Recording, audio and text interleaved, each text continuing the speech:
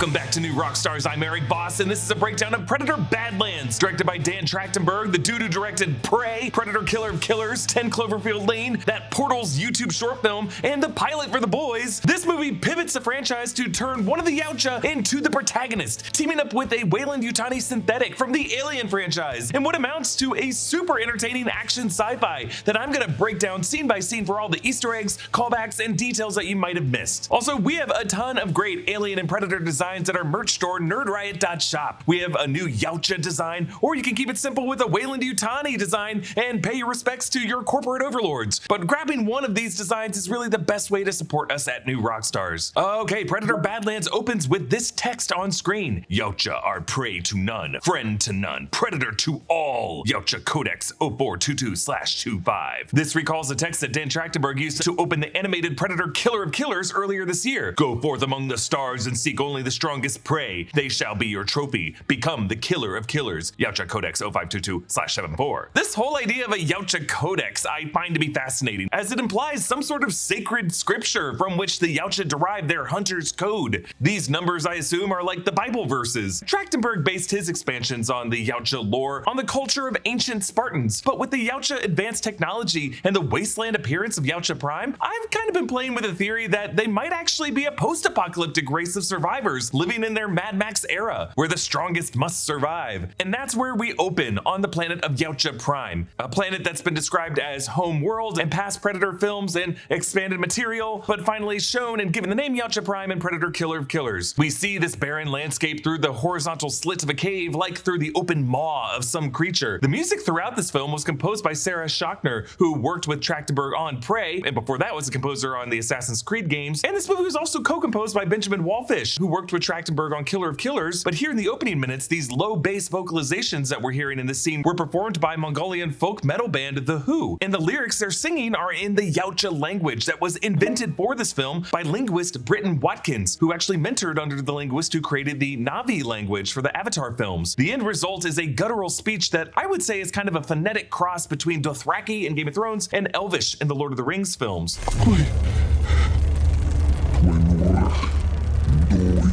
In the sand, we see an alien beetle get stabbed and eaten by an alien scorpion with 2 stingers, and then that get eaten by a reptilian creature, and then that get blown over by the Yautja speeder bike. This chain of prey and predators is a callback to that great shot in Trachtenberg's Prey, where we similarly worked our way up of the food chain in the northern Great Plains in 1719. As this bike crosses the flats, we see a skeleton of some giant creature, which reminds me of the skeleton of the Crate Dragon that George Lucas's crew had 3PO and R2 pass in Star Wars. And we see that Yautja Prime is in a trinary star system, and there are some ruins of structures that once existed. In Aliens vs. Predator Requiem, the Predator homeworld orbited in a binary star system, but Aliens vs. Predator Requiem and its predecessor Alien vs. Predator are not considered to be current canon, which includes the specific backstory of predators and xenomorphs fighting back in ancient Maya. But really that just pertains to the xenomorphs of it all. It is still true that the Yautja species has been hunting on Earth for centuries, for even millennia. This Yautja's name is Dek, and it's really the first time a Yautja has been given any kind of name in a Predator film. He's played by Demetrius Schuster Koloamatangi, and to create Dek's physical appearance, Studio Gillis designed a creature suit to portray Dek's body, while his face, with his mandibles and inner fangs and the expressions of the eyes, were initially the base performance of Demetrius that was enhanced via mocap animation from the amazing team at Weta. Whereas most of the other Predators we've seen have thick manes of dreadlocks, Dek's head is mostly bare, with his cheekbones visible and his dreads tied back in a braid. That really gives this guy the appearance of a young buck, or as his dad calls him, the runt, or as my buddy Hector Navarro lovingly called him, a short king. He enters the cave and says, "I sense you, brother." This will be a theme throughout the film, this idea of siblings sensing each other. We see his point of view from under his biomask with the infrared targeting system that we've seen in past Predator films, but Dek says his brother is hiding behind his cloak and stabs behind himself, and boom, there's his brother, Quay, played by Mike Homick. I love how the way Dek sensed Quay was by seeing his brother reflected in the puddle in the cave floor, and that's because Yautja cloaking is not reflected in watery surfaces as we saw in Predator 2 and some of the other films. While part of Dek's rite of passage is to earn the camouflage cloak that is an iconic piece of gear of all Predators we've seen in the franchise, in Prey,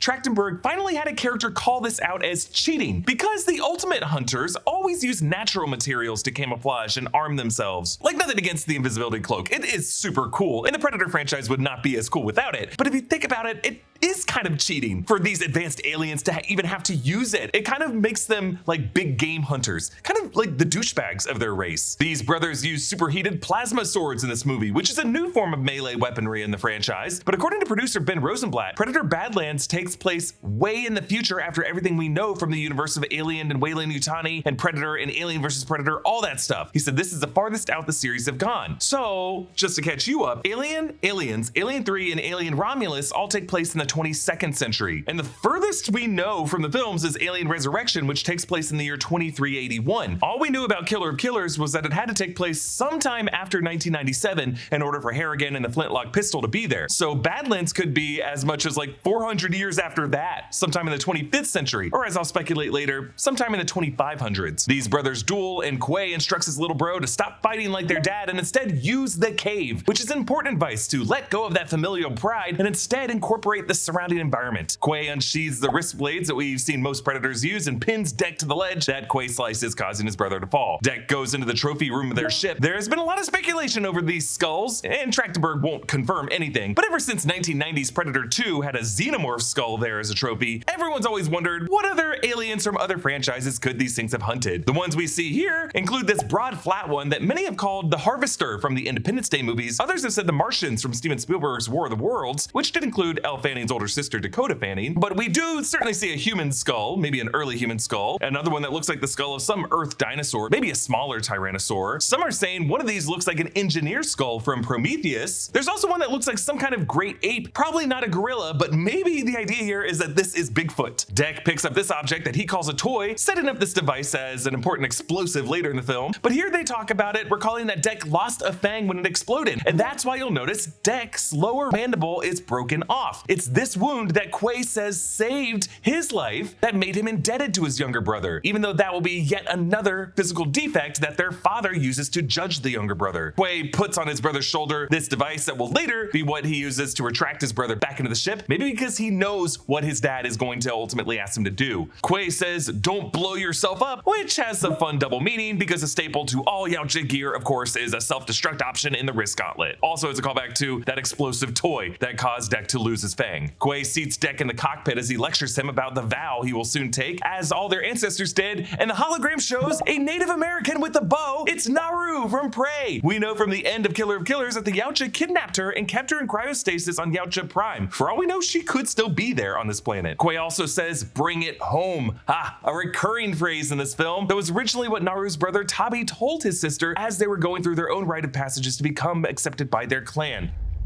"This is it.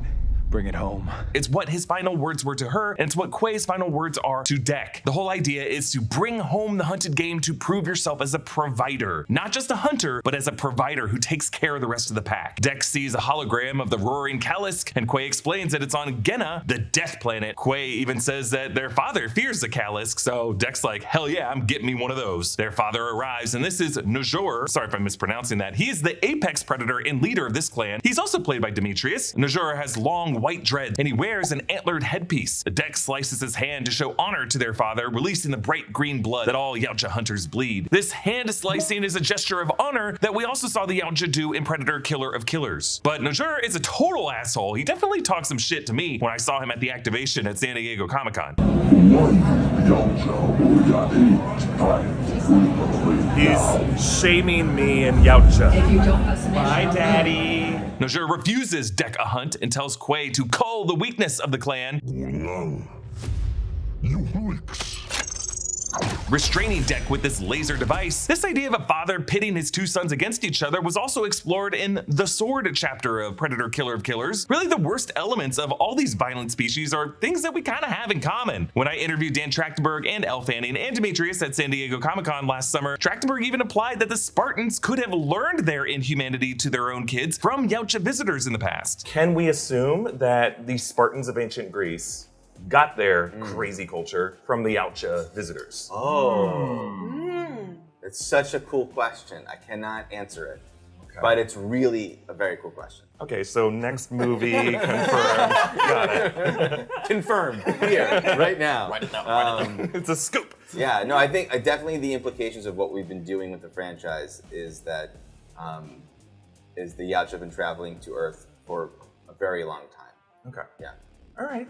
Good to know. Actually, you should watch my full interview with him here in this video. Quay instead frees his brother and activates that shoulder grappling that Quay put on his shoulder earlier and retracts Deck back into the ship while blocking the laser sighting of their father's plasma caster with his own laser shielding. Quay fights his father but loses, getting his arm severed, but he crawls not to the weapon that he could use to fight his father, but to the severed arm with a device that he could use to save his brother. Deck screams in agony as he watches his brother die and his ship get remotely piloted away. We know that the Yautja can remotely pilot their ships. We definitely saw one of them remotely blow one up at the end of 2010's Predators. Now, we hear the ship say, launch sequence initiated, and you will hear two male voices over the speakers of the ship. According to the movie's credits, the voices of the ship's computer are Ross and Matt Duffer, the Duffer brothers, the creators and producers of Stranger Things. Dan Trachtenberg was actually reported to direct one of the episodes of the final season of Stranger Things. Quay gets decapitated and Deck screams as the ship takes off to Gena. The planet's vast rock rings damage the ship, and we stay in a several-minute-long wonder as Deck wakes up on the ship to realize the damage, walks to the escape pod and ejects, and then crashes all the way down to the surface. Just the visual of a confused hunter falling through the sky toward his hunting ground recalls the opening shot of 2010's Predators when Adrian, Brody, and the rest were dropped on that game reserve in the same kind of way. Now, the first thing that attacks Deck while he's still in the sky is this reptilian vulture. It's gonna be the same one or the same kind of one that will later hunt him in the field of all the barbed needled spores that paralyze him. Deck crash lands in his pod and takes stock of his limited gear. He still has his plasma sword and a handful of these grenades and his new plasma bow, which is really cool because it fires bolts of plasma and doesn't require reloading of any kind. Other than that, there's really no projectile weapons because that would be too advanced for this stage of his thematic hunt. He also has his extendable combi stick. That's the awesome spear that many predators use that extend at both ends. We saw this in Prey. He also has this floating spinning razor similar to the smart disc that we've seen in previous movies, but then Deck gets attacked by these carnivorous vines. When looking at trailer footage in the last year, I wondered if this might be a version of the D. plumbicare species that we met in FX's Alien Earth, since these are now a shared universe, but these barky vines are just pretty different. But I love how when Deck fights through these things, each vine is like a fighting animal that doesn't immediately go down with a single hit. He has to really like twist the plasma sword and dig it into each vine to make sure it stays down. At one point, he folds the plasma sword down on a hinge and uses that to plow through a vine, and then uses another vine charging at him from behind to tie them into a knot, and then running up that second vine up to the higher ledge where they can't reach him. And normally Yautja need their biomasks in order to focus their vision. As we saw in the 1987 film, without their masks, everything's kind of a wash to them. But, you know, other films haven't held as strictly to that rule. Actually, Dan Trachtenberg said in one of his earlier drafts of the movie, it was to make Deck blind in the film, born that way as the runt of the litter, and kind of like Daredevil or Book of Eli, The Blind Samurai, or Blind Fury, that would have led Deck to develop other sensory skills. And he would have had a mask that just went over his face that allowed him to use echolocation and clicks, a mask that he would have ended up losing. As Deck looks out over the horizon of Gena, where a giant worm clings to the tallest of those mountain peaks, and we see a triple waterfall area sitting ahead, and a vulture eating a smaller flying creature. Only now, 20 minutes in, do we get our full screen title of Predator Badlands. Deck washes his cut and finds a plant that his scanner says is a good healing paste, but on one of these is this little boom slug, I call it, with these pustules that inflate until it explodes, like a little grenade. Deck walks into some high grass where he steps on this dark plant. This will actually be the plant that Thea later uses to make the antidote. He's surrounded by these stalks with these poison needles that now inflate like proximity mines. Up from a vulture nest, we hear Thea Elle Fanning, a Weyland Yutani synth, calling down to him. At first, she speaks in a language we don't understand, but then after recalibrating, she says, "Is this better? Universal translation. You hear Yautja, others hear their language." I love this narrative device. It's kind of like the latest version of Dan Trachtenberg's Hunt for Red October effect. It's just a really fun cinematic convention, and we see this throughout sci-fi. Like James Gunn suggested, this is how Peter Quill understands all the aliens that he talks to in the Guardians of the Galaxy movies, and we saw a similar translating subtitles effect that James Cameron used in Avatar: The Way of Water. And speaking of Thea in the nest here, when I was at San Diego Comic-Con at the Predator activation, I actually had a moment to chat with Thea in a recreation of this nest. Back. Is that offensive? She's pissed. She's so mad. Thea explains how the vulture hunts by waiting for prey to get stunned by those stalks, and then this tossing rocks to disrupt the stalks, and Deck takes a needle to the neck. He tosses his blade to her, and Thea dive tackles the vulture and slashes it to pieces. And I love how she leans over Deck and just kind of waves with the weapon. Hi. After he recovers, Dek lifts Thea and sees that her bottom half is missing. Thea says Weyland Yutani's humans wouldn't last a day on this planet, which tells us that whatever year this is, the human species still exists on Earth. Thea recognizes that Dek is seeking the Callisk and offers to take him to the Callisk's den, pitching herself as a tool for him to use instead of having to see her as an equal partner. Later, Thea will say that she has studied Yautja extensively, which tells us that the Weyland Yutani Corporation in this shared universe are fully aware of the Yautja species. While we didn't get any kind of Alien versus Predator tease in this movie, it is very much possible for future films. Now, Thea wonders which set of his teeth do the chewing, inside teeth or outside teeth, and what to call him. Indeed, for all Predator movies before this one, the fans have kind of been left to come up with monikers of how to refer to each Yautja. Predator Badlands from Disney and 20th Century Studios is so fun. We all went on an office outing earlier this week to see it at our local Regal, and seeing it together in a theater was such a blast. Seeing Predator Badlands with a bunch of friends is really fun, but we're such unabashed nerds that we also had to go all in on the merch. For Predator Badlands, our friends at Regal have some awesome merch worthy of the hunt. First off, this popcorn bucket, which I can tell you from personal experience holds enough popcorn for you and the two people sitting on either side of you. Plus, it's so cool. Not only is it an accurate model of Dek's ship, but Dek is right there, striding out. We got so many comments on it from other people at the theater when we went, and it fills me with so much nerd pride to have somebody else go, I want one of those. Plus, Regal has also made a special Predator cocktail just for Badlands, the Apex Elixir. A few of us had one to sip during our screening, and it was the perfect concoction to pair with Dek's treacherous journey. Plus, since it was available at Regal's bar locations, it was waiting for us when we got to the theater. Hey, 21 and over only, please enjoy responsibly. The merch, the drink, and the friends made seeing Predator Badlands in a theater such a fun experience. I really recommend planning a group outing of your own. To buy your tickets for Predator Badlands at Regal or to grab a popcorn bucket for your collection, just click the link in the description below. Thea asks Dek if his ship went, quote, faster than sublight speed, and then says, quote, we haven't cracked that yet. Regardless of what year Badlands takes place in, this is interesting because it has been vaguely established, at least in Prometheus, that Weyland Yutani developed FTL, or faster than light, hyperdrives for space travel sometime in the 21st century. Yes, their passengers still have to go into cryosleep for long periods, but even to go 1 light year, they'd have to be moving at faster than light for that. And according to the timeline that was developed ahead of Prometheus, FTL at Weyland Yutani preceded their wide adoption of synths that they now seem to be in for Predator Badlands. So I don't know if this means that with the Predator movies, Trachtenberg is sort of ignoring the history established in Prometheus. Either way, I just thought it was worth mentioning. Thea shows Dek these eels that she calls spray snakes. They spit a kind of corrosive acid. Thea explains that all it takes to tame them is a special kind of gooey seeds that they eat like catnip. Sick of carrying her around, Dek fashions vines into a harness so he can wear her like a backpack. Trachtenberg said that part of his pitch for this movie was Chewbacca and C-3PO from The Empire Strikes Back. Trachtenberg also cited games like Shadow of the Colossus, and more specifically Brothers: A Tale of Two Sons, where your left and right thumbs control different characters, and it's kind of hard at first, but as you get better at it, the characters get closer together. I mean, hey, this is like the first live-action major franchise film I've seen where there are literally 0 humans in it. I'm blown away that Trachtenberg pulled it off as well. And yes, I said live action. Like, I know Pixar's Cars is a universe with no humans, but in my very dark mind, Lightning McQueen and Mater have the corpses of humans inside of them. Now, Thea explains that the planet of Gina was formed 64 billion years ago in the solar system of a giant red dwarf star. You can actually see that slowly dying red star through the clouds and the haze of the horizon throughout the film, reflected in the ponds and the rivers of the planet. And in general, it causes the light on this planet to be diffused and hazy. And she said 2 years ago is when Weyland Yutani set up a base here, and we find out later to collect a specimen of the Callisk exactly, with its regenerating flesh, something that humanity would certainly profit from. Thea talks about her sister figure, Tessa, unique to all the other synths in this synth-exclusive Weyland Yutani crew, saying that they were built with a higher sensitivity in order to understand the creatures of Gina. This explains why Thea and Tessa are more intuitive, while all the other male synths in this colony are a bit dull. We match cut from Thea to a heavily damaged Tessa as she's rebooted.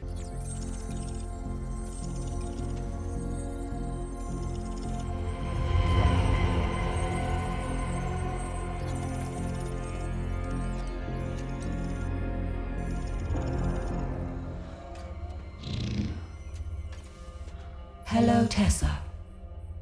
The company is not pleased. Continued failure will result in your decommission. Where's Thea? The Yautja has Thea.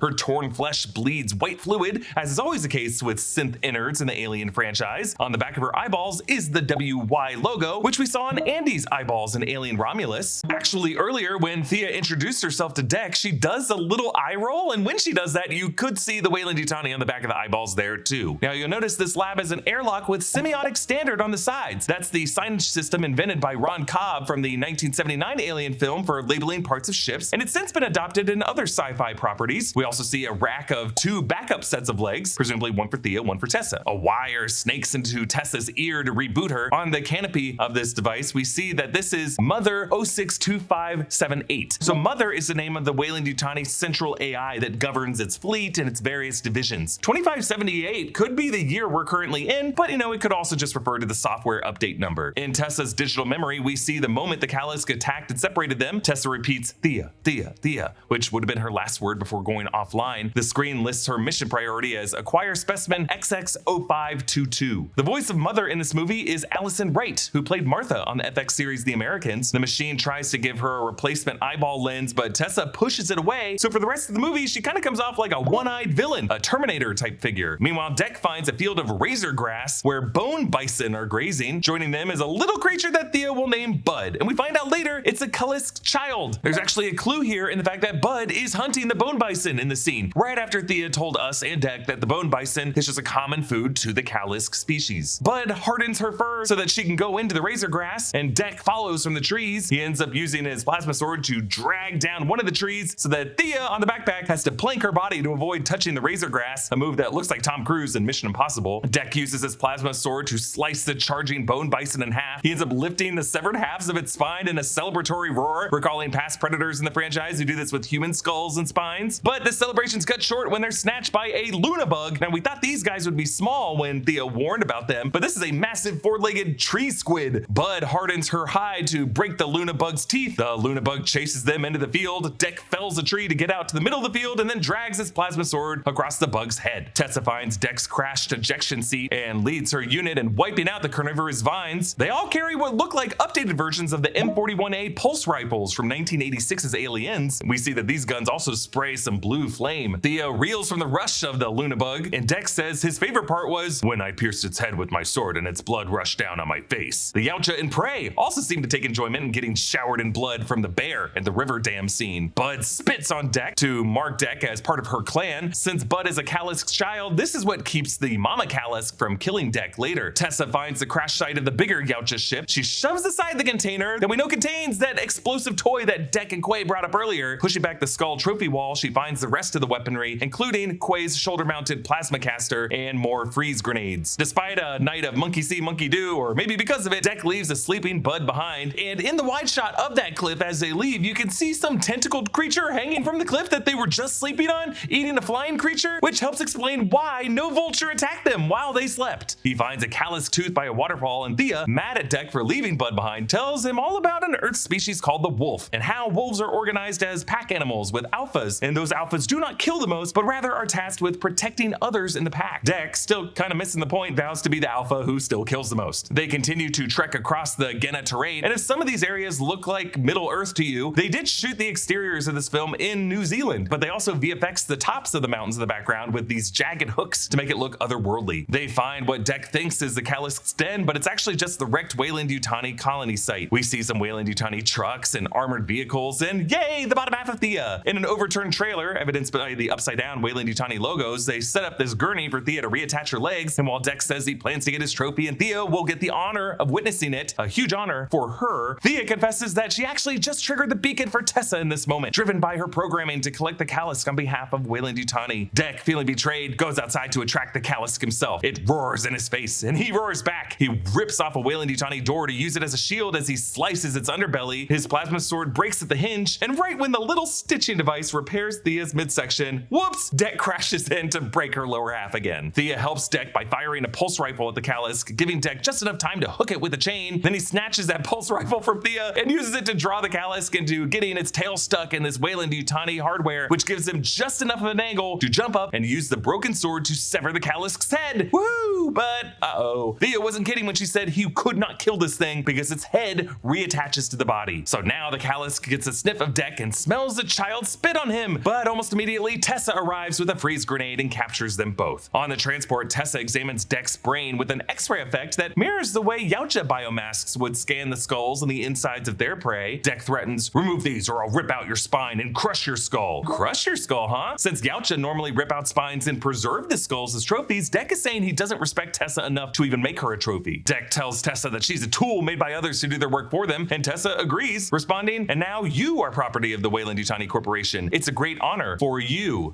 A great honor for you. Parroting what Deck told Thea about getting to witness his trophy presentation. We're starting to see how the Yautja code and the binary code of Mother are similarly cruelly ambivalent to the well-being of others. Tessa explains that the Calisk is a regenerative miracle for which humanity will be grateful to these synths, and that Mother is pleased with her additional catch. They both agree that Deck is less than an ideal sample since he is the runt of his clan, but Tessa's read of this is that they still need a brain sample and does so torturing Deck. So Thea appeals to her sister that even though this is what Weyland Yutani asks of them, quote, we can be more than what they ask of us. But for Tessa, the feelings that Weyland Yutani designed them with are just to exploit the beings of this planet, nothing more. Really, it was Deck's notion of family via his brother Quay saving him that set Thea on this course of even thinking that her co-worker is a sister. I gotta give kudos to Elle Fanning for playing two entirely different personalities of Tessa and Thea. It also helps that Trachtenberg shoots Thea in a downward angle, expressing Elle Fanning's huge vulnerable eyes, contrasting the all-white Tessa with the Terminator eye, the cold expression, and no eyebrows, since remember, she only gave the machine time to patch her skin. She's like, I ain't got time for eyebrows. The other synths come in and find that toy that Tessa took from the ship. We learn that these lesser synths do not have universal translators, maybe part of the sensitivity programming that Tessa and Thea were uniquely given. So Thea and Deck are able to trick them into thinking the toy is a map that they have to look inside of, and boom! This synth's white blood sprays on the window. Of course, Yautja children's toys would be like mean explosive tricks. Deck escapes and tumbles over a waterfall, kind of like how Dutch did in the 1987 film. We see the Weyland Yutani base camp, an expanse of block structures with shipping gear. Deck returns to his ship, finds his brother's biomask, and realizes his brother was the alpha wolf who put saving the pack over his own hunting. So now we get this great montage of Deck using the elements of Gena as natural survival gear, following the footsteps of characters like Dutch, who covered himself in mud and set booby traps, and Naru, who used the orange flower to turn her blood cold and camouflage herself. Deck plucks the razor grass for wrist blades. He wraps a boom slug in a leaf as a grenade, something that he clearly did dozens of times beyond this one moment. He gets a bone bison tooth. He sheathes the paralysis stalk to collect all the needles. Again, something he had to do several times. He uses the hide of bone bison for armor and a mask, and I love how he does not use his brother's mask. To him, that would have been sacrilegious. That mask was uniquely coded to his brother. He can't just put it on. Also, it's possible that bone bison hide is a lot stronger than whatever Yautja masks are made out of. In fact, the way he takes care of his father's clan at the end of the movie, that does seem to be the case. And I love this. He lures out a spray snake using some of those seeds, and this thing is his little companion, a shoulder plasma caster that just like on demand just sprays acid from his shoulder. Deck finds Bud in the footprint of her Calisk mama and then spits on her, adopting Bud into his clan. He frees Thea's legs and follows those walking legs all the way to the Weyland Yutani base. So now that Deck has learned the value of hunting in a pack and applies the lessons he learned from Thea about the environment of Gena, Deck is transformed the same way Dutch and Naru went from prey to predator. Deck and Bud sneak into the base. I like how after they take down the first few synths, Bud waves at Deck using the severed arm of a synth, kind of like Thea waving with the blade of the weapon earlier. Tessa talks to Mother, who thanks her for gathering the specimens, saying, "We are truly building a better world," a reference to Weyland Yutani's slogan of building better worlds. Deck fights the male synths in a greenhouse where we see they've collected a sample of the carnivorous vine that Deck uses to finish one of them off. Thea's legs rescue her top half, choking the guard and then snapping off his head. And then hilariously, they kind of Toy Story collapse when the others show up and then work together with Thea's top half to destroy them both. I like how their tag team attack ends with a high five, foot to hand. And we see this base as a mix of Weyland Yutani hardware, including hovercrafts that carry shipping containers and, hell yeah, a heavy-duty loader. So the Weyland Yutani loader of 1986's Aliens that Ripley went inside of and said, "Get away from her, you bitch," to fight the alien queen. By comparison, those were smaller, but now since these things are moving bigger containers that are on the ground of a planet instead of on a ship, these loaders are like at least twice the size. Whereas Ripley's loader had just one yellow light on top of it, these have 3 flashing yellow lights. Deck and Bud reunite with Thea, and Deck tells the others to free the Callus while he's gonna get his trophy. Since that's not the Callus, he must mean the trophy he wants is Tessa's skull. Deck lures the male synths into him, and when they get close, we see that he has set an elaborate trap using 3 Gena life forms. The spray snake triggers it by shooting the stalk pods. Those pods inflate and then blast the needles that have been skewered with boom slugs, turning these into proximity cluster mines. The fact that there are so many of them means that Deck had to somehow bring all of these to the base and quietly spend hours setting all of this up. I love how much work he had to do that. But now Tessa appears operating a giant loader, and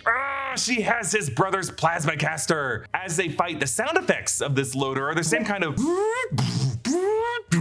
the loader that we heard in the 1986 Aliens film, but this loader has like buzzsaw attachments that just make it a lot harder for Deck. Tessa uses her loader to lift a crate, but no Deck behind it, but there is a puddle of green blood that now drips on her from above as Deck clings to the bottom of the crate. He stabs her in the shoulder with a tooth, which is important because it pins her in here so that she can't get away when the Mama Callisk tries to eat her. But now with the Mama Callisk released, we get a giant mech versus kaiju brawl. Now in 1986's Aliens, we were kind of rooting for the human in the mech suit against the alien mother. Now it's the opposite. We're rooting for the alien mama versus that stupid synth in the mech suit. Tessa impales the Callisk and nearly freezes it, but Deck spears the grenade and allows the Callisk to tear apart the loader and eat Tessa. But unfortunately, since Tessa took a handful of freeze grenades, Bud and Deck only have a few short moments with the Mama Callisk before it freezes from the inside and explodes. Kind of like the T-1000 in Terminator 2. It's so petty by Tessa to do this because now she wouldn't be able to complete her mission to Mother to bring back a usable sample of Callisk flesh. Deck doesn't let Tessa use Quay's plasma caster on Thea, stabbing Tessa through the neck and snapping off the plasma caster, saying, "That's not yours." Bud rips off Tessa's head and dangles the spine, the iconic Yautja celebratory pose. Now all of them return to Yautja Prime, to the home of Najor's clan. Deck tosses at his father's feet the synth skull of Tessa. The two grunts that Najor sends to fight him are taken down quickly with a finishing move of an extending combi stick. Najor cloaks up and Deck activates his ship's engines to blow dust so that his father wouldn't be able to hide from him. Deck severs his father's arm and retrieves the laser restraint and then unmasks his dad, so that now we see his heavily wrinkled brow and his white whiskers. But now when the son is offered a place in the clan, Deck says that, "Too bad, I got my own clan," and a rapidly grown Bud bites off Najor's head. Deck claims his cloak and a new plasma sword. Finally, he is Deck of the Yautja. But after the title, we get an additional tag. The others in the clan up on the higher levels pull out their swords as a larger ship appears on the horizon, and Deck reveals, "It's my mother." Whoa! So the Yautja species is so Spartan in nature. Typically we just see the males, but there are female Yautja. In the game Predator Hunting Grounds and in the comics, we do meet female Yautja. The current canon is that Yautja females are smaller and more agile than males, but also more dangerous because they prefer playing with their prey through like hit and fade attacks. In the old canon, Yautja females were bigger and stronger than the males and weren't bound by any honor code. For example, there is the character Big Mama from the Aliens vs. Predator tie-in comic Deadliest of the Species. So is this mother estranged from Deck's father? Would she be displeased that Deck did this? Or would she be glad? Could she be the leader of a rival clan across the way? I'm super excited to see how this could set up a sequel. Hey, seeing Predator Badlands in the theater was such a fun experience. I really recommend planning a group outing of your own. To buy your tickets for Predator Badlands at Regal or to grab a popcorn bucket for your collection, click the link in the description below. Comment down below with your thoughts, and a special thanks to one of our YouTube members, Frederick Price, for supporting us at the executive producer level. Watch our breakdowns of many of the past Predator movies in our Predator Rewatch series available on this channel, and you can see ad-free versions of that by hitting the join button. Follow me at EA Voss and subscribe to all the channels in the New Rockstars network for breakdowns and news coverage of everything you love. Thanks for watching, and I'll see you next time. Bye.